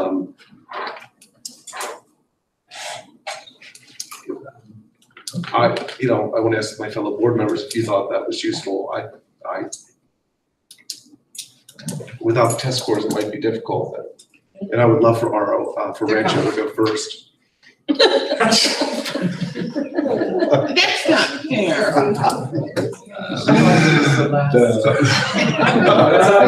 I just looked it up. That's the prerogative of the superintendent to design the direction of who comes up first. Just joking. I'm just kidding. We're having fun, but would the board like a series of meetings in which they had no more than 3 schools present a short update and report of what's going on? I think similar to the presentations you did last year. I mean, we could show you what it looks like, but it's pretty simple. It's just kind of what your goals are for the year. A lot of it is uniform, so it's across the district with pretty much the same, things, but what differentiates you from the other schools? What makes you unique?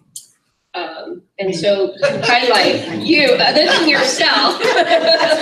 There's my presentation. Actually, the superintendent decided the topics Correct. for reporting. She did. And according to I think it should be in the their same format guidelines. as last year, because we're used to looking at that now. Sure. But- And I don't know if we based it on some of the data that we're still waiting on, or if that was a component of their report or not. I'm not sure. Jen, it was data, right? Overall Okay. data, before we drill down to the So it would individuals. be sometime after we get those numbers and you're able to kind of formulate into the same format. If Mr. Brunowski is looking for that same type of presentation. So last year, the results were released on September 27th. So it was really late. So we'll see what happens this year. It just doesn't seem like it was that late, but I guess it was. Yeah, I'm just reading it. I'm reading the CBE website. And I can see the enthusiasm in the faces of the principals, how grateful they are for the opportunity to present the uniqueness of their schools at upcoming meeting. I'm so glad that you gave them the opportunity to do that. We're getting you prepared now. All right, that's a future meeting, and You had another one? so I think that's it. I think that's it. We will have the task force present 12 points, test results when they come in, and we'll set up a schedule for schools, no more than 3 at any given board meeting, talk about the uniquenesses of their school districts and schools and any goals, et cetera, established for this year. So, I mean, you can look at what we did, what they were reporting on last year. And if it's still relevant, if it still, applies, then we continue with that same format. If it's still relatable to what we're doing now. Okay. Are there any announcements or reminders?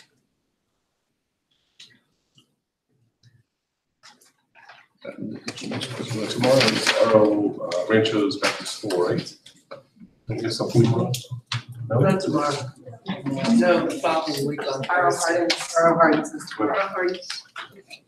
That would be on me, because we don't know Yeah. about this. That'd be a heck of a presentation there. Everything else will be handled administratively. Okay. So then I'll entertain a motion to adjourn. So moved. All those in Oh, favor? ma'am, I'm I'm sorry. I forgot to ask you for a date for the presentation from HYA. That was a future date, I'm sorry. Oh, yes. Future board dates, the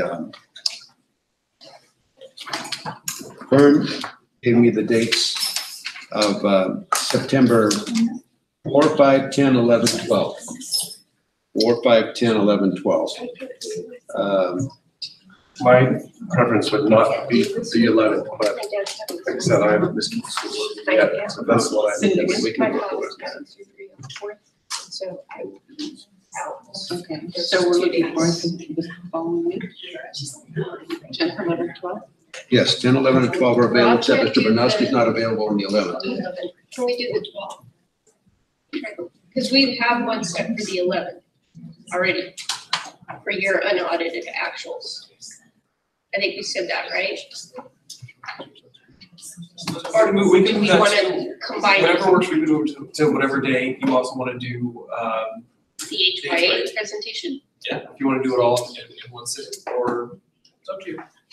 12 weeks. Yes. Yeah. Does that work for you? Yes, it does. Okay. So that would be like, what, at 5 o'clock? Wednesday. Yes, they actually told me afternoon or evening would work for them. So Okay. whatever time you want, 5 o'clock engaged here. So whatever time works for you, we would have the unaudited actual report. And HYA looks for, they ask for 90 minutes. I'm reluctant to go down times anymore. Yeah, what do they need 90 minutes for? I don't think it's gonna take 90 minutes to get you to concur with their plan. Right. So maybe an hour each for a 2-hour meeting that night at 5 o'clock.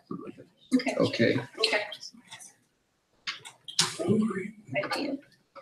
Okay, so the 11th would be the unaudited actions. And unaudited No, actuals. on the 12th, he wants to do the same day. Yep. Oh, okay. We can, you want to go first? Yeah, it's fine. So then we start at 5 o'clock? Yeah, with unaudited actuals and then HYA at 6. Takes 5 minutes. Hmm? Doesn't take that long for unaudited actuals. Yeah. That's true. Yeah. 30 minutes. 30 minutes. Except the game on it as well. There's a couple other items that have to go with it. You don't know all the questions I'm going to ask. Will we have closed session that evening, Dr. Mark? If necessary, but I don't have any items right now. That always kind I of, think we're gonna have. yes. Oh, yes, we may need a closed session. We may have some discipline coming along. So we will meet at 5 o'clock for a closed session. Unless we do 4. 5:30. Now, the presentation for A Is that a closed session? No, it's open. It's a planning session for you to approve their timeline and what they're gonna do when. So we'll say that on the 12th, you'll have a closed session at 5. And at 6, we'll have open session with unaudited actuals and HYA. That being timed.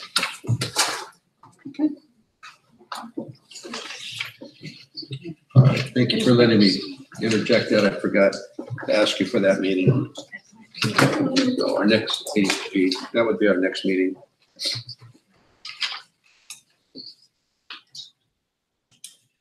Anything else?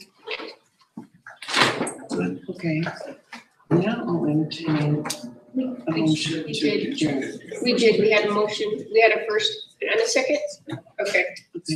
Thank you. So we take a vote. All those in favor? Aye. Aye. Those opposed?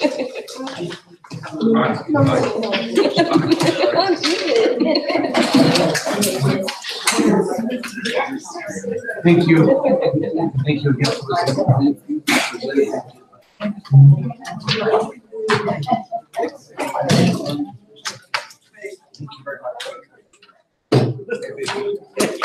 Long time no see. Yeah. How you doing? No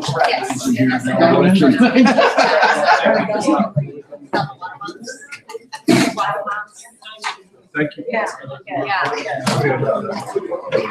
I'm gonna try. I work in front half of